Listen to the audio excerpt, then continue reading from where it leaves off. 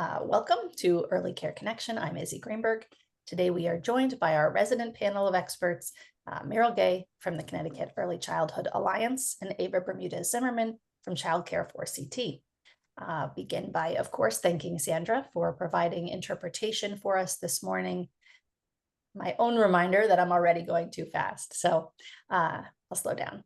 Also, thank you to all of you who are here making this call matter. So welcome. We're so glad to be with you. Today was the let's see, no, we've got Labor Day off. And then after that, we'll be going back to our normal school schedule, I guess, where we are meeting every week with a couple of exceptions. So you can get this back on your schedule for weekly after Labor Day. Okay, so let's just get into it. We've got a lot of presentations today and we want to make sure that we get it all in. So we're going to do two different chunks of about 20 minutes each presentation and then 10 minutes of Q&A. And then we'll go on to the next one, 20 minutes of presentation, 10 minutes of Q&A. I will just begin by introducing our first guests, Sarah Culbertson, who's a speech pathologist, and Elaine Balsley, who's an occupational therapist and also the director of Reach Out, which is a birth to 3 provider. And they're going to be telling us about some services. Well, I'll just let them get right into it. Sarah and Elaine, you are feel free to take it away. And Meryl is going to be sharing slides. So thanks so much. Good morning, everyone. I did provide the PowerPoint in Spanish. My bilingual therapist translated, so you should have that to follow along. And thank you for the live translation. So I'm going to talk a little bit about the Connecticut Birth to 3 program. The Birth to 3 program, you can do the next slide, Meryl. The Birth to 3 program is state and federally funded. It's an early intervention program for children ages 0 to 3 who have developmental delays or disabilities. Birth to 3 is part of the Individuals with Disabilities Education Act. A lot of you know about Birth to 3, but also a lot of you know about special education services that start at age 3. That part of the law came first. And then quite a bit later, everyone thought, well, what's happening with these children before age 3? They're home with their families and they need support. There really was no support. So that's when they passed Part C of the federal law. We are under the Office of Early Childhood. The commissioner is Beth Bai, who I know all of you know. Our agency is a provider of birth to 3 services. Our program is called Reach Out. There are 18 other agencies in Connecticut that provide birth to 3. Some are specializing in supporting families with children who have autism or hearing loss. There are 3 programs in the state that cover children with hearing loss. Most large towns have more than one birth to 3 program assigned, so parents can have choices. So if they come to Reach Out, say in Meriden, and the parents are unhappy for whatever reason, we need to tell them that there are options. They can go to another birth to 3 provider in Meriden. Meriden has 5 programs. Some towns have 4. There are some very small towns in the outer reaches of Connecticut that unfortunately only have 1 program, but for the most part, towns have options, so parent has options. And as early childhood care providers, you should be aware of that. If a parent's unhappy, they can pick another program. Next slide.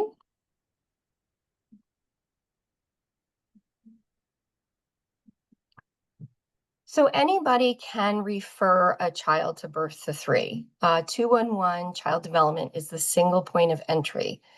So many of you have experience calling 211 info line.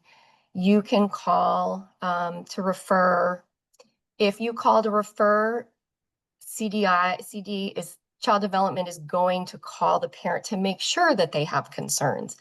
And I know one of the questions that came up that I think we'll answer in the Q&A is how to talk to parents about referring a child that you as an early childhood provider are concerned about. So we'll talk about that in the Q&A.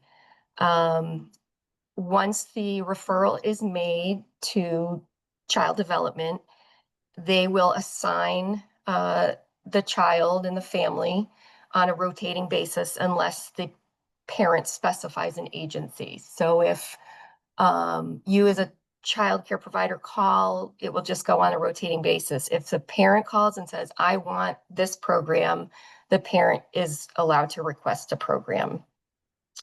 So the parent needs to be contacted as soon as possible within 24 hours that we get the referral. We at least have to call or text or email to try to schedule the next appointment.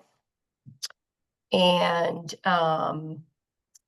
if the child is eligible for services, it has to start within 45 days of the day that child was determined eligible. So evaluations are free.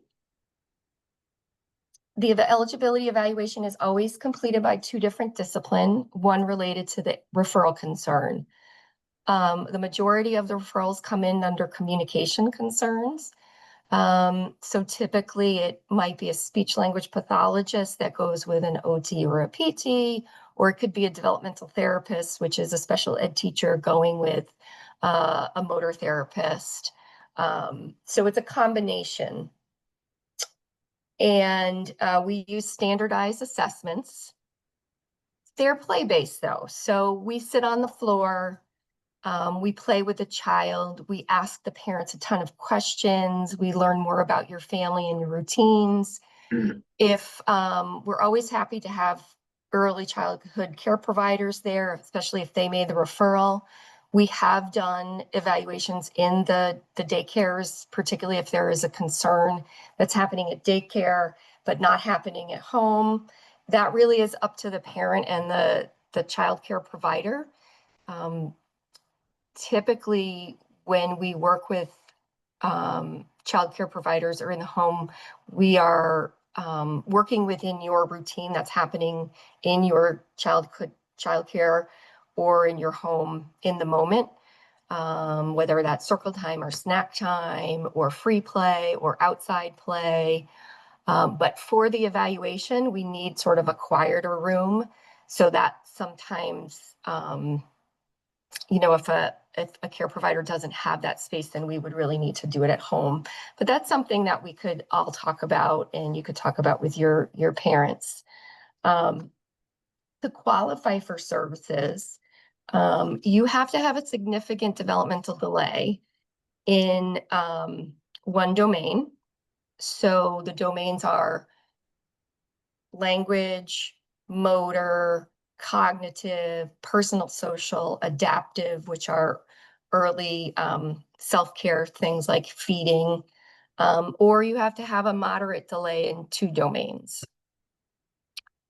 There are some diagnoses that will automatically be eligible. So if a child has a genetic syndrome, autism, Down syndrome, a neurological impairment, any child with any visual or hearing impairments, I should say any hearing impairments qualify, some visual impairments qualify. Some children who were extremely premature and have low birth weight are also automatically eligible. And we also can use clinical opinion. It doesn't happen very often, but if we are really concerned about this child and their scores are not reflecting a delay, but the clinician is very concerned that something may be happening or is not detected yet, then we can use clinical opinion to determine eligibility. If we come to the home and the child is not eligible or to the early childhood center, they can be re-referred the next month. Say they're 18 months and we say, give it a couple months. It looks like the language is coming along, but if it's not better by 20 months, please re-refer. We can go out again. We can go out as many times as is requested until 45 days before their 3rd birthday. Elaine, can I just jump in? There was a question in the chat. So somebody, I'm sorry, I'm not even no, that's paying okay. attention. I just happened to notice it. You're presenting. It says, any programs for children who, for who English is their second language, and parents may be concerned about a speech delay, but this child does not qualify for autism or hearing loss. I'm happy to answer that or happy to have you. Yeah, no, I'm gonna let you answer that, Sarah. Yeah, that's fine. So, this is not so uncommon. One of the things that we're always looking for when we evaluate is language delays or disorders, not a language difference. So a child who just doesn't speak English as a first language, that would not be considered something that they need therapy for, intervention for. That's just not their language. However, it is reasonable to expect that a child, for example, who speaks Spanish would have an evaluation in Spanish or have at least a parent or somebody there who can translate. So at Reach Out, we are lucky enough, we're so fortunate to have a Spanish speaking speech therapist, a Spanish speaking physical therapist, Spanish speaking teachers. So it wouldn't be that they would qualify because English is their second language, but it would be that we would evaluate them in their primary language. Let me know if that did not answer your question. And feel free to add anything, Elaine, if I left anything out. Yeah, and that's true for anybody who speaks another language. So if we have a Korean child, we would have an interpreter come, and they would be eligible if they spoke Korean or Spanish, if they were showing delays or disorders in that language. Does that make sense, Sarah? Is there a clear way to explain that? No, to me, that's very clear, but please, again, whoever shared the question, let us know if that's not clear. And we're happy to talk about it more. So I think what Elaine just summarized very nicely is we're still looking for whether or not there's a delay or disorder, but in that child's primary language. It's not fair to assess them in a language that's not their language, because I would have a speech and language delay if I were being assessed in Korean. I don't speak Korean. I would have a speech and language delay in Spanish because I know very minimal Spanish. That wouldn't be a fair assessment for me. Yeah, whoever asked is saying, thank you, you answered it. I'm glad. Thank you. And in terms of services, if the family, whatever the family speaks at home, that's the language we will use for services. So we would have to have interpreters. Reach Out does have bilingual staff. A lot of the Birth to 3 programs have some bilingual staff, not enough. So sometimes we do have to have interpreters. So in terms of ways to engage in the evaluation as assessment partners, this is true for parents, caregivers, early childhood care providers. We're going to sit on the floor with you guys. We're going to ask you a ton of questions. We're there for an hour and a half, 2 hours. We're seeing this little tiny snapshot of this child. You are the ones that are experts in this child. Often the babies don't want us to pick them up to put them on the ground. So we'll ask the parent or the caregiver, can you please put them on their belly so I can see what they're doing? It's really a pretty family-friendly, child-friendly assessment. I've heard that some parents can get nervous having these people come in their home to assess their child, and I can understand that. But we're really pretty friendly, and a lot of us doing this a long time, and we care about families and children, so we're usually pretty nice. So next slide, and I'm going to have Sarah speak now. Sure. Meryl, I just have to say you're doing a very good job anticipating when we need a switch of slide. Thank you.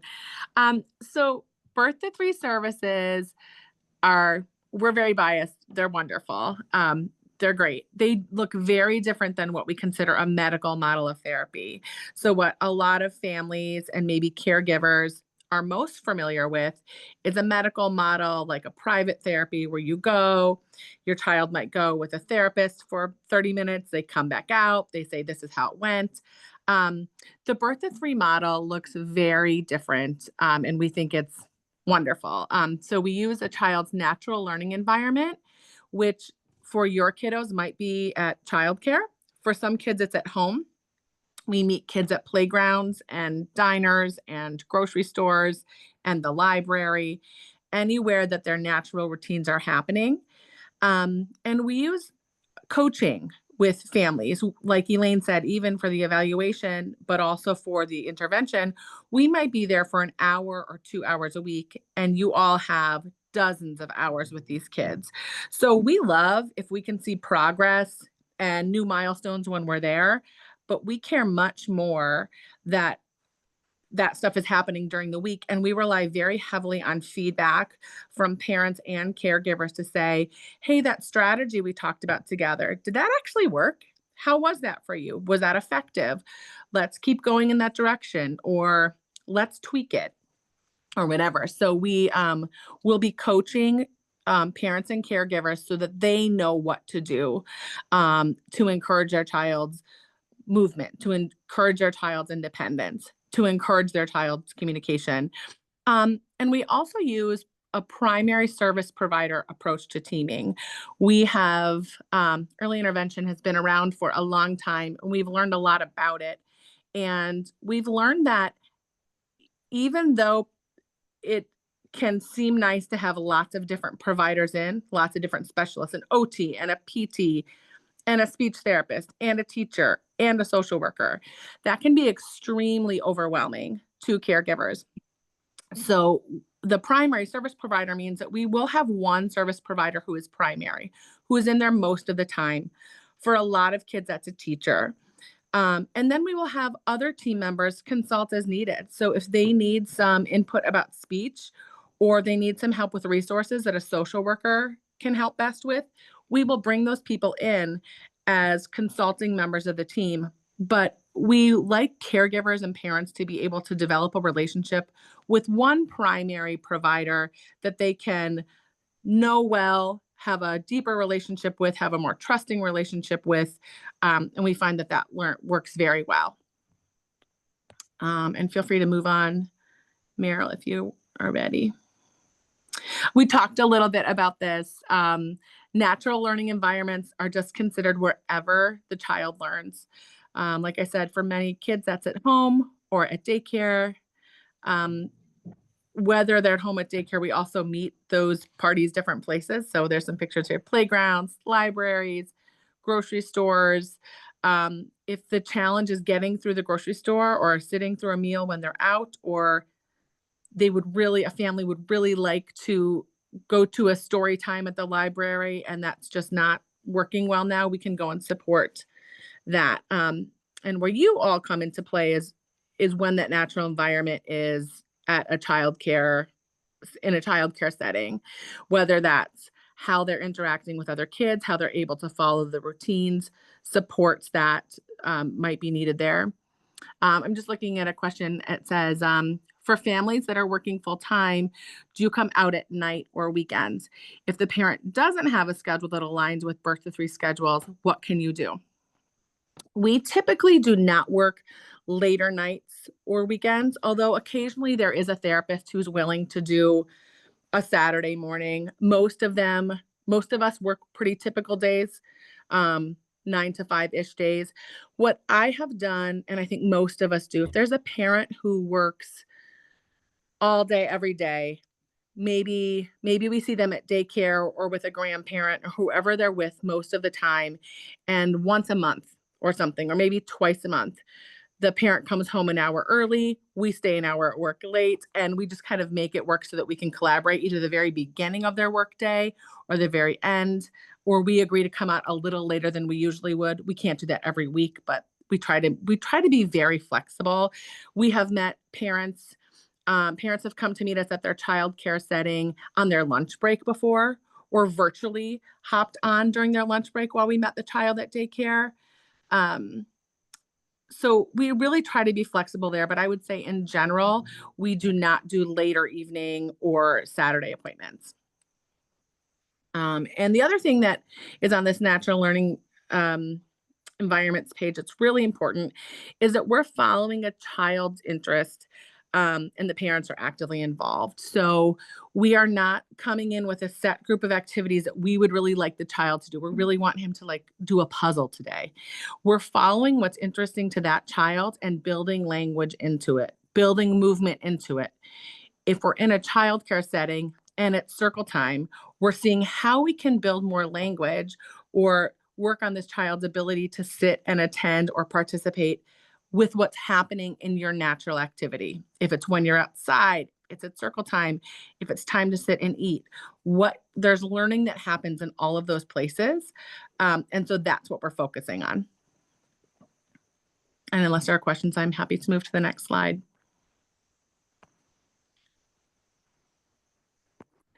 Coaching. So we talked about this a little bit already, but adults learn through modeling and problem solving and practice and reflection, just like kids and students do. So one of the things that we do right when we start working with a family is asking them what their learning style is. Do you learn best by having something to read? Do you like to watch and then try? What kind of coaching is helpful to you? And we often ask care providers that as well. We recognize that when we come into a family's home, that there are lots of things going on there. But when we come into a childcare setting, there's a lot going on. It's almost never that our child is the only child in that setting.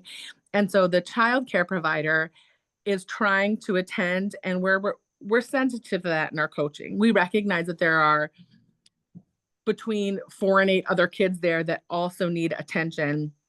And there are routines of your day that are happening. So we work within that framework, and it's helpful for us to know what kind of coaching you respond to as well.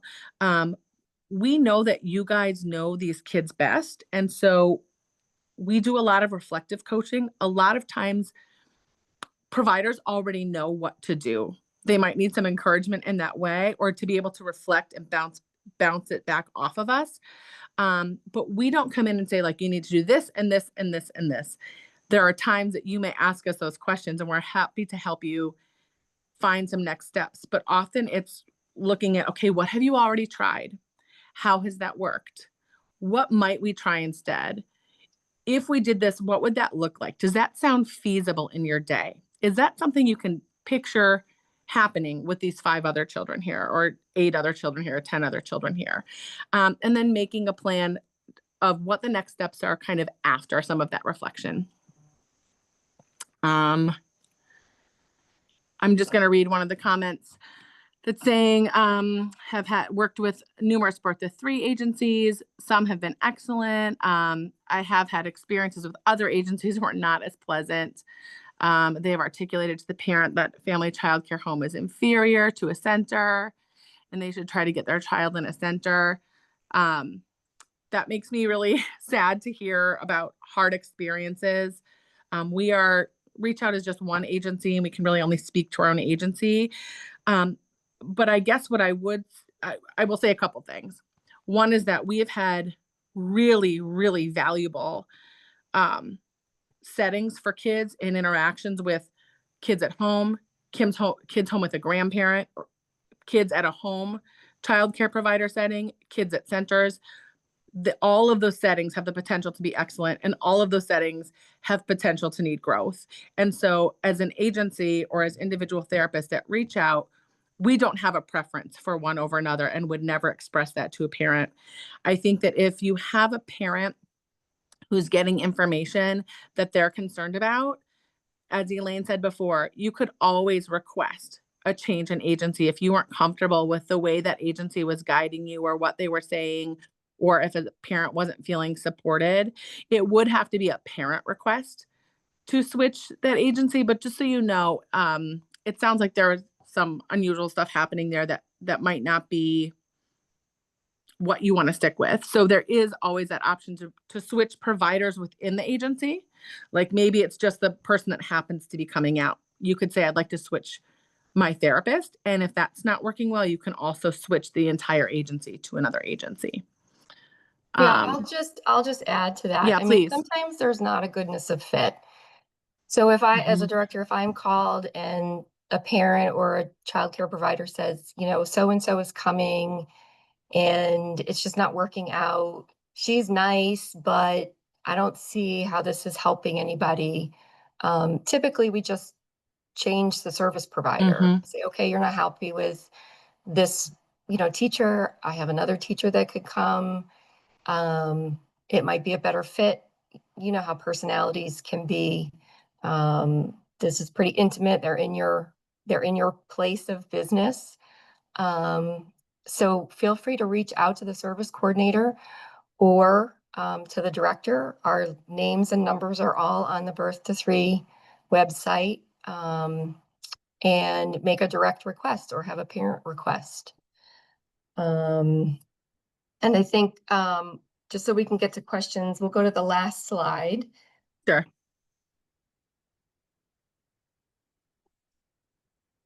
Oh, actually, that's not the last slide. Keep on going. We talked about that. What happens when my child turns 3, Elaine? That one? Yeah. So Birth to 3 is funded through the day before the child's 3rd birthday. When the child turns 3, any special education needs would then be the responsibility of the school system. So if you live in Meriden, they're the responsibility of the Meriden Public School System. If you live in Hamden, they're the responsibility of the Hamden Public School System. We actually start the process for this at least 6 months before a child turns 3, so that ideally there's no gap between when a child stops Birth to 3 and starts school-based programming. Birth to 3 will attend the meetings with the school to decide if they're eligible. Ultimately, the school system gets to make the decision of whether or not a child qualifies for their programming. The parent is really their own advocate when they go there. When we're in these meetings, we help them and support them. But we do a lot of work with them before the meeting for them to know what they would like to ask for and what concerns they would like to express. The parent is allowed to invite anybody they want to these meetings with the schools, which are called IEPs, and that can include childcare providers. We've had lots of childcare providers join for those meetings because as you know, the childcare providers have the best window into how this child might participate and function within a regular ed classroom, what supports they might need. And so you guys would be potentially extremely valuable. One thing that changed during COVID, which is lovely, is that kids that are turning 3, usually kids stop the day before their 3rd birthday. If their birthday is between May 1st and the end of the summer, kids are now allowed to stay with Birth to 3 if they choose to. So let's say their birthday is May 1st. They have a PPT with the school, which is a planning and placement team meeting. They decide they're eligible, and then the family would be given the choice. You can either start services with the school on May 1st, which is their birthday, or you can continue with Birth to 3 through the summer until the fall programming begins. Families cannot do both. So you would either choose to take the school services or choose to take the Birth to 3 services. Once school services start, we have to stop. And if families feel like their kids are just doing great, they don't have to refer for any more services after 3.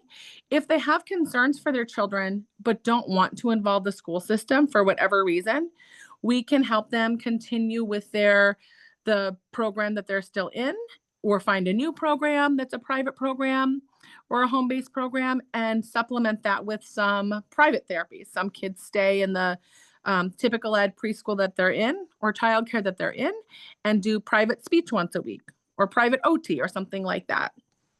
Hold on, I saw a question. We've got 2 questions actually. One is how Birth to 3 integrates with the Sparkler app. That's the first question. Yeah. Generally, when we do an eligibility evaluation and the child is not eligible, we provide the parents with a code that they can use to participate in the Sparkler app, which would then, I believe if there's concerns, it would recommend another Birth to 3 referral. Sarah, is there another way? Say it one more time, Elaine. What's the question? I don't think there's another way that we really integrate with No. Sparkler in any direct way. Yeah, we kind of plug the program. We offer the resource to families, even sometimes when they're eligible, if they're looking for more input or more suggestions, but always when they're ineligible. The sign up information for Sparkler. So I think we're done with our presentation. We went over a little, so I'd be happy to answer some more questions. Yeah, the final question here is there a document that compares eligible services from birth to 3 versus eligible services the public schools are required to provide, and where are you seeing gaps? That's a good question. Birth to 3 is very clear. It's -2 standard deviations, significantly below in one domain, or -1.5, moderately below in 2 domains. That is not the case for school systems. School systems have their own eligibility requirement. And because there's 169 towns, we're really not able to say. That would be something you would have to talk with the school system about. There's no standardization for from Department of Ed, as an example. It really does come on an individual basis per school system, per district, rather. Per district, yes. And what we're looking at for birth to 3, like Elaine said, is there a delay or isn't there? What they're looking at for eligibility for school-based services is there anything that impacts their ability to be successful in their school day?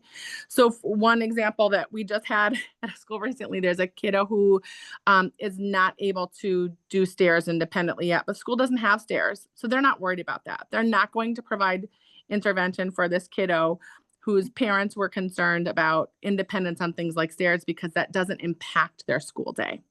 And we see that with communication or other things sometimes too, especially if it's an issue of clarity. If they are still able to participate in their school day and it's not impacting them as a 3-year-old transitioning in, they may not qualify for that. Yeah, what you have to be able to prove is that it impacts their ability to successfully participate in a regular ed school day, if that makes sense. My child had a speech therapy need, and Yeah. the school said, well, but she's where she's expected to be, and so there's nothing, Right. That was a surprise to me.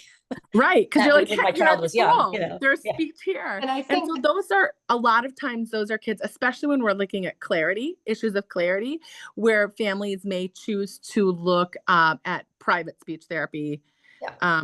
Or we get creative about ways to advocate for kids. We talk to schools a lot about although it's not impacting their spelling right now, or their ways to hear rhymes or whatever they're looking at with language, it may be impacting their ability to confidently talk with peers, or when they have to give a little presentation in class. For a lot of kids, that comes later. So some of those kids with clarity really do get missed, quote unquote, at 3, because they're not giving presentations yet. They're all confidently interacting with their peers. It may be stuff that stems up later. And so there can be those gaps, things that we were working on in birth to 3 that aren't worked on in the same way. But it really is just completely different criteria. They're looking for different things. And is that where I know there's 169 different towns, a few fewer than that districts, but are there common areas where you are seeing gaps? I mean, I think that's probably a better question for Adriana. Yeah. Okay, great. Because we'll save that one. Yeah. Okay, so final question here is, what about a child that gets off, about a child that gets off birth to 3, but still needs services in a home care setting? That's a tough one, because medical insurance at that point is paying for services, and medical insurance is not going to pay to have an interventionist come to your child care provider. The parent is going to have to bring the child somewhere. That's the difference between a birth to 3 educational developmental model and a medical model. So I have heard of no one that, and short of privately paying, which would be very expensive, that's really not an option. The only exception I will say to that, Elaine, which is not appropriate for everyone, there are certain ABA programs that will, if kids are receiving services through their insurance, sometimes it's paying for that, and they might be willing to go to a childcare setting. It can be pretty intensive. So I think there are mixed mixed feedback that I've heard from childcare settings in terms of if that felt a little invasive or if it felt super supportive. I've heard both. It probably depends on the actual person coming in and the childcare providers, just kind of how that meshes. I think that's really individualized. But those would be services that were specific to kids who had an autism diagnosis. Can you actually say what ABA means, please? Yeah, applied behavioral analysis. And that's pretty broad. Even within the field of ABA, there are lots of different styles to it, lots of different feedback that we hear from teachers, parents about what that looks like and how effective they have felt like it is. But that's the only, can you think of anything else, Elaine? That's the only thing other than a private pay that I have heard of happening. One thing to know that I probably skipped over in the slide is that if you as a childcare provider are in the same town as a child who receives services, the school will provide transportation to and from your center or your home. But you have to be within the same town. So if your childcare setting is in Hamden and the child qualifies for services in Hamden, the child can get transportation to and from your childcare setting, but it would have to be a child who is qualified and it would have to be within the same town. All right. Okay, so we're over time. So Yep. unless there's any questions, thank you Nope, all that's a for. perfect segue. And thank you both so much, Sure. Sarah and Elaine, for joining us this morning. Very informational. Everyone will have the recording posted within about 24 hours with all of the links to presentations on our YouTube, which is at Early Care Connection. So thank you both so much. Thanks. And thank you, Meryl. Thanks. All right, great. We are now going to switch gears a little bit, slightly, and invite Adriana Fontaine, who is the Assistant Director for the Connecticut Parent Advocacy Center. And she's also the Early Childhood Program Manager there. CPAC, is it CPAC or CPAC? How do you prefer it? CPAC, I prefer CPAC. CPAC, perfect. CPAC services, excuse me, she is going to be presenting on CPAC services for parents of children with developmental delays and for professionals who work with children with developmental delays. So Adriana, welcome. Thank you so much for being here. I will put your presentation in the chat for everyone in English and in Spanish so folks can follow along in whichever language they prefer, and we'll be sharing screen as well. Welcome. Thank you so much, Izzy and Meryl. I have problems with my Wi-Fi. I was actually coming in and out when Sarah and Elaine were presenting. So I apologize. I'm going to put my camera off just for this time. Thank you so much. Okay. You need me to present here. Yes, please. You can go ahead and get started, Adriana, while he's pulling that up. If you want to introduce yourself. Yeah. Okay, so my name is Adriana Fontaine. I have been at CPAC for 18 years.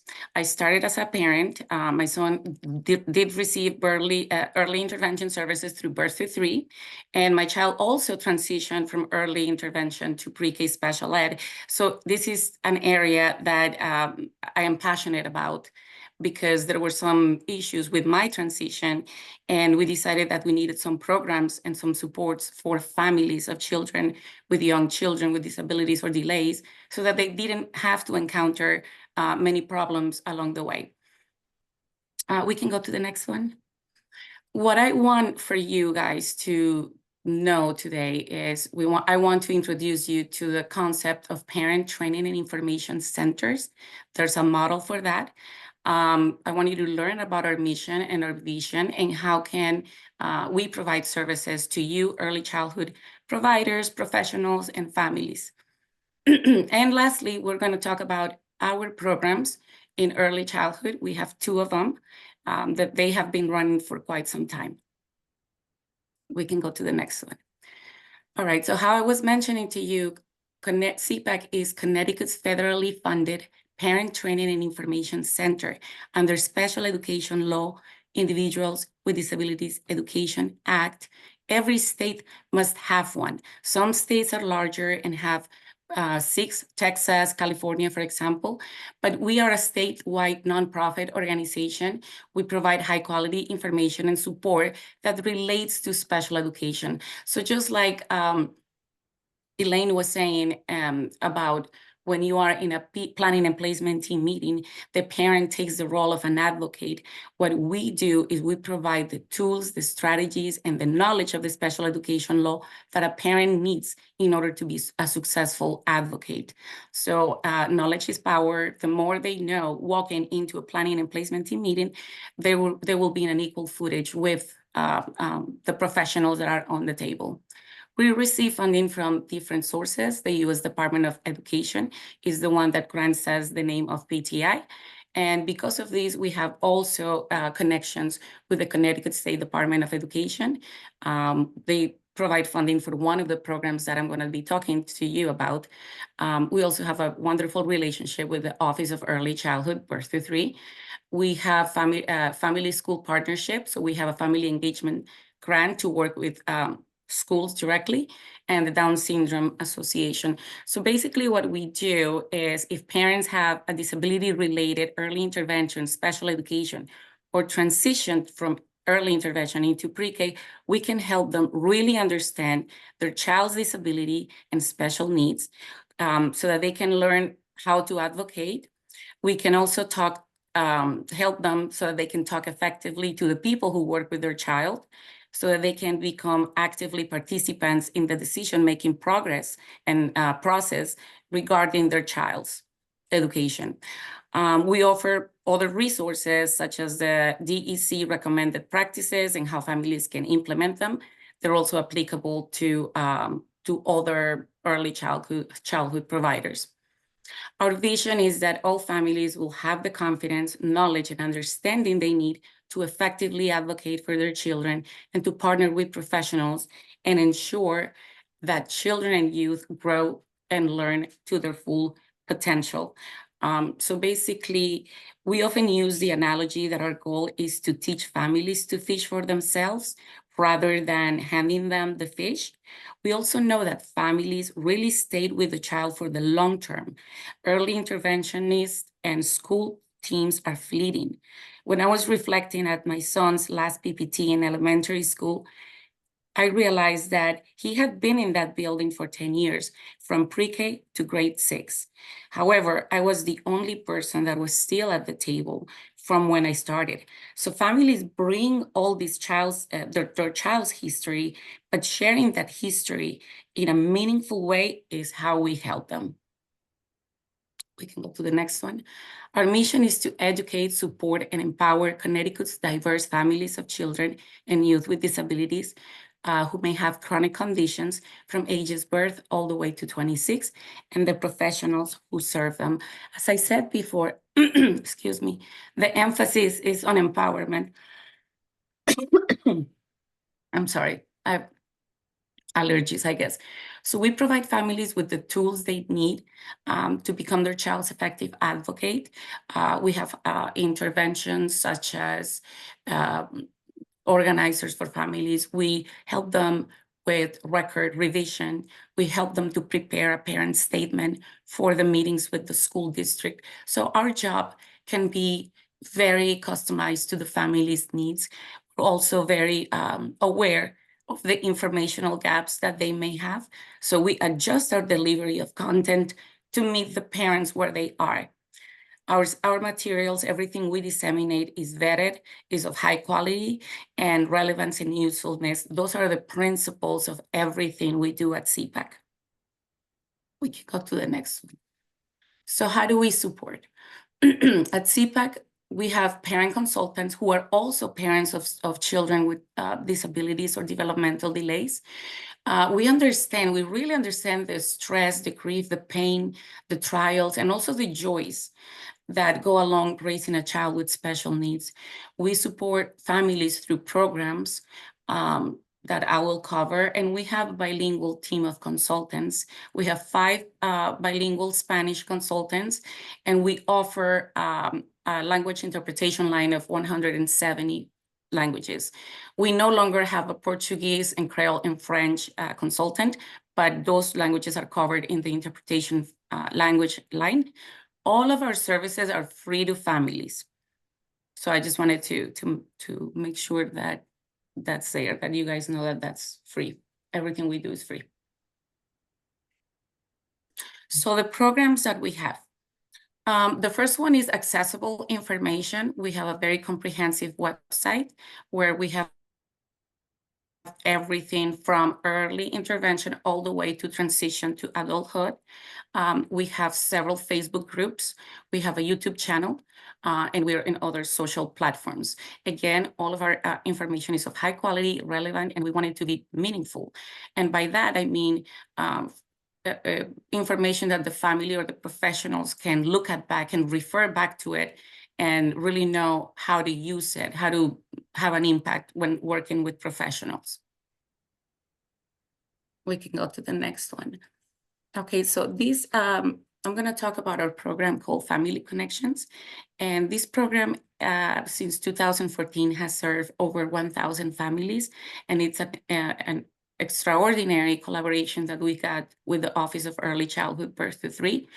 And families get to choose what tier they want. So we have, we get a referral from Birth to 3, from Benchmark, Reach Out. All of those agencies have the form as to how to refer to us. They come in via fax, or they can go to our website and they can refer. Early childhood providers know the child is in Birth to 3 can also refer in our website. And really what we want to do here is to increase the percentage of parents who feel more confident in their ability to describe their child's unique needs. We realize that this job needs to start early on, the moment the family knows the child has a developmental delay. Because as Elaine mentioned and Sarah, when transition comes, if the family really knows about their child's needs and how this will impact education, the conversation will be more meaningful with the school district. We also want to increase the percentage of parents who understand early intervention service model and the role they have in Birth to 3. So it's not just only like the previous presentation emphasized on how they provide their services. We emphasize on how can you collaborate with early intervention providers? What is the most meaningful thing you can do? How can you express eloquently what you feel your child needs or your family priorities? And also we want to provide emotional support and encouragement to families who are enrolled in Birth to 3. Our services are divided into tiers. Tier 1 is universal and is an interactive approach. They have access to a Family Connections website that covers a lot of topics. They have access to our bi-monthly early childhood newsletter.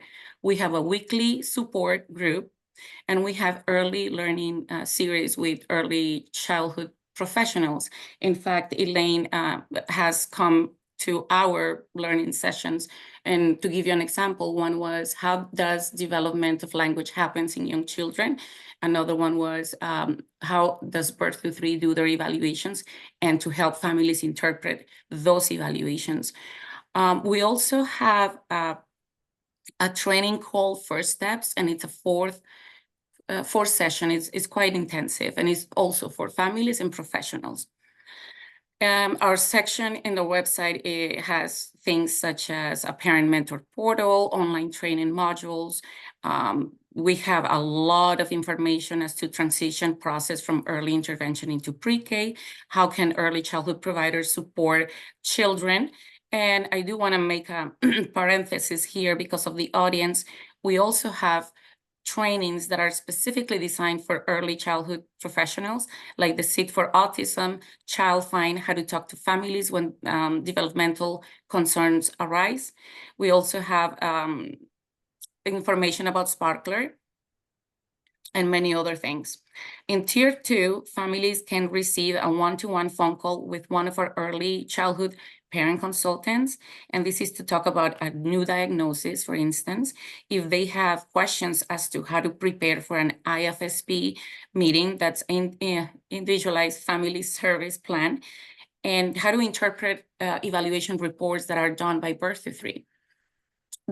tier 3 is more targeted and is more intensive. Families can actually receive a parent mentor, and a parent mentor is essential because that person will help them plan for the future, locate resources in the community. They are able to prepare them to talk about their feelings, the stress, the worries, their everyday struggles, finding resources in the community for them, and discussing the impact of disability in the family. So that's in a nutshell what Family Connections does.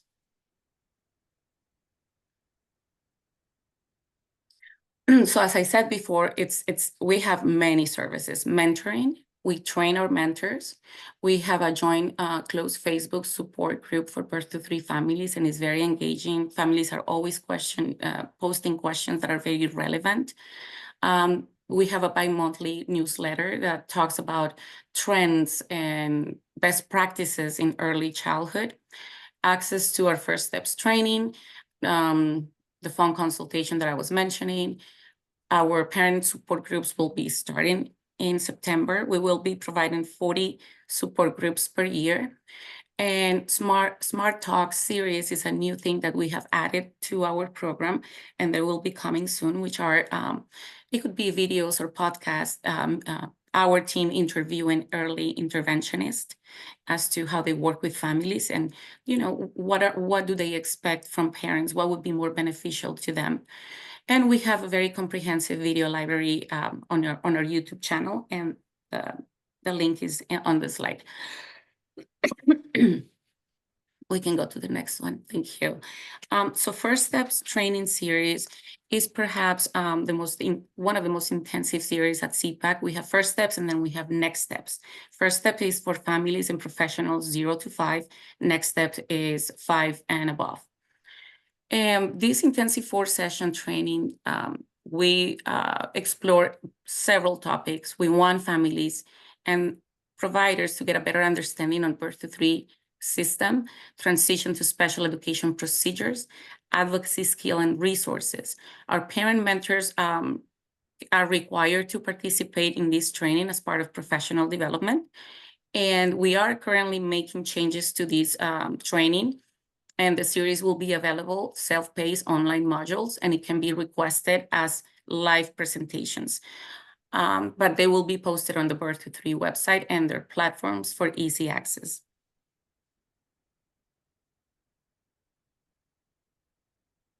Thank you. So now we're going to talk about the Preschool Pathfinder program. Actually, can I interrupt just to ask if any of that will be available in Spanish? And maybe everything is available in Spanish. Okay, and there's a question about parent support groups. Yes, so we will keep you informed when these will start to happen again, but we're thinking second week of September. Great. So the Preschool Pathfinder program is a really good program. It was developed with the assistance of the Connecticut Department of Education. What we want to do here is provide direct support to families facing challenges navigating the birth to 3 transition process to school or entering pre-K special ed.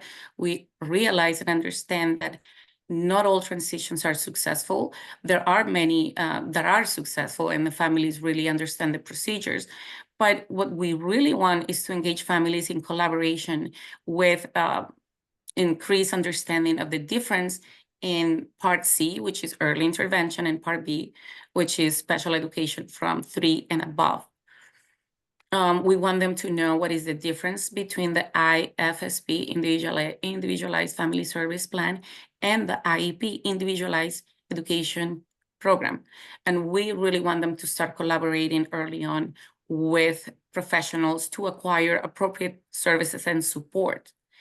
We do see a lot of cases where eligibility doesn't happen, and it doesn't happen for several reasons. I think you guys were talking about it earlier on. And in order to be eligible for special education, pre-K special education, there has to be a diagnosable disability. Developmental delay is one of them, but there also has to be the component of negative educational impact. So I just wanted to make that parenthesis. But we help families verbalize their child's present needs at these meetings with the school district to understand inclusion practices and the provision of FAPE. FAPE is a principle of the law that is called free appropriate public education. So we do all of this by meeting the family where they are. We can go to the next one. So we want to increase the knowledge regarding transition procedure. I think I said that already. Increase their knowledge on IDEA, Individuals with Disabilities Education Act, to increase the knowledge of the main differences between both Part C and Part B. And we want really to work with families so that they know how to locate the information they're being provided. So say that pre-K conducted new assessments as part of the initial referral. We want to explain what those evaluations represent for their kid. We want them to understand the scores. So we work with families in different modalities. And we can go to the next. So at CPAC, we have early childhood consultants, and they're called pathfinders. So they're the ones who provide one-to-one to them. It's culturally appropriate information, training, support through the transition process, as I explained. We are not advocates, even though we have the name advocacy in our title, but we want to offer unique support so that the family is the one that becomes the advocate for the child. Providing this unique support alleviates a lot of the stressors that they have with the transition, and it really enables them to be an equal member in the decision-making process. Pre-K pathfinders can meet in person with the family via Zoom, via phone call, and determine the level of need that they have. We can take a look at medical educational records, and we create an intervention plan for these families. Under pre-K path, these include interview and intake, initial meeting, records review, which is a needs assessment. We develop an individualized plan of action for the family that considers their priorities. And we also let them know the potential outcomes so that they're prepared. It's very shocking and maybe easy. You said that your child had a speech delay, but when you transitioned to pre-K, she was where she needed to be. So we need to prepare families for that as well, because not every kid that has a disability will be eligible for special education. And this can be frustrating for families, but we do have to follow what the law says and in terms of eligibility. We are there for the families. We can attend intervention transition conferences. That's a meeting done by Birth to Three. We attend the planning and placement team meeting number 1, the planning and PPT planning placement team meeting number 2. And as a wrapping the services, we do a coaching session with the family. And this coaching session is very important because we review the final IEP with them, and we teach them what to look forward to. What are their rights? What are their procedural safeguards? Because families do have rights. So that's part of this program. And here's the information as to how to make a referral. So you can do it online. You can go visit our website. We have an application in English and in Spanish. And we have a handout that talks about our programs. And for those who want to become a mentor, again, the eligibility is that they must have been through Birth to Three. There is an application that's also posted on our website. And these are some resources for early childhood providers. So we have the resource guide. It needs to be updated. I realize that it's from 2015, but we have information about Head Start, ABA, Applied Behavioral Analysis in-home. So there are some agencies that provide these services in-home. And so in the case of a child that did not qualify for pre-K special education, the family can access these supports through In Bloom and many other that are listed in there. We also have information about DDS, the Department of Developmental Services, for families interested in getting services through DDS. the Early Childhood Consultation Partnership, which I know you had a session with them last week. Connecticut Medical Home Initiative, they provide case managers. So this is for kiddos that have medically complex needs. Care for Kids, SSI, and Care Coordination, and the Office of the Child's Advocacy, and Children's Center for Advocacy. And as I mentioned before, we really want parents to learn how to advocate for their kiddos. And we really go in depth teaching them about their procedural safeguards. But our premise is families that start collaborating early on with professionals have better outcomes. The communication improves, and yeah, better outcomes for their children as well. So you guys can call us. We offer technical assistance over the phone. We have a training menu on our website, and we have other programs that I didn't go into on this presentation because I wanted to emphasize on early childhood. And I cannot see the chat, so I don't know if there's any questions, but thank you so much. Yeah, thank you so much. We do have one question. And folks, if you do have any other question, actually we have two questions. If you have questions, now's the time to put them in the Q&A. Ava, I'm going to start with you and then I'll go to the Q&A. Adriana, thank you for being on and all of the information. Great speakers today. Just to kick us off, I was wondering if you could walk us through quickly what the interaction for a childcare provider looks like in that referral. So you did have a referral slide. The majority of our audience on these calls are owner operators, directors, educators. They're the front of the line when it comes to interacting with the parent. And they're not, maybe some of them are parents themselves and might have need for these services, but we're really catering to the educators, the directors. So if they want to refer a parent to these awesome services, can you give us like a quick, how-to? What should they expect when they refer a parent? Thank you, Eva, for that question. It's a really good one. So to refer to CPAC, I can put all the information in the chat. It's also on our slides. We can do customized trainings for them. If early childcare providers are struggling talking with families, because having those conversations are tough, right? Talking about development with a parent, it can be intimidating. And there is a cultural component as well. So we need to use culturally responsive methodologies when we communicate with families.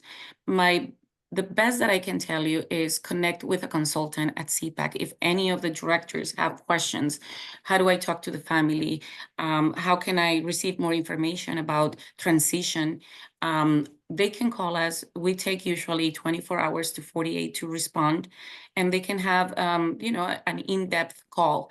If the director is really looking for, let's say, pre-K path, they know that there's a child that has services from birth to 3. They foresee a difficult transition. Maybe the child has medical needs that are quite extensive. They can call me directly, and I can take the referral, and I will have one of the pre-K pathfinders connect with the family. So the supports are for both, for your as provider directors and for families. And we can actually mediate that connection. We can act as a mediator, or to help you with those conversations. Did I answer your question? Yeah, awesome. Thank you so much. Thank you. Okay, and then we've got one question in the Q&A from Eileen, which is, do you have a one-page handout we can download so we can give that to our parent ambassadors when they go to community events to spread the word about your services? Great question. And yes, we do. We have one handout that has both programs. It's a back-to-back flyer. So it has Family Connections on one side and Pre-K Pathfinder on the other side. It's I prefer to do it digitally because the live links are in the document. So they can click on the link and it'll bring you to the application process. You mean in the presentation? In the presentation, yeah. In how to refer slide, there's a link for the handout. Perfect. And I can send it to you as well. We've got the links to the presentations in the chat, folks. You can click it in English or Spanish and follow those steps. Thank you. And then Jeanette wants to know, how can you help families that are going, that are in, let's see, 2 households, especially for children with an IEP, struggling to get a regular daily schedule? Okay, let me see if I understand. So Like if their parents don't live together, the parents are or if they separated. spend time at a grandparent and, you know, whatever, if they're sort of split between multiple households, and scheduling would be a recommendation as an example. How do you help families who are living like that? Okay, that's a really good question. I have to think about it a little bit. I would say that communication would be key between the parents, and I don't know if we're describing an amicable situation or not. Usually for birth to 3, they need to be present in both households, I would guess. Maybe Elaine is here, she can jump in and help me out with this one. But if we're talking about a kid that's 3 years of age, the primary residency of the parent who has primary residency, the services should be in that preschool where the primary caretaker is located. As far as providing supports from CPAC for 2 households, we've done that.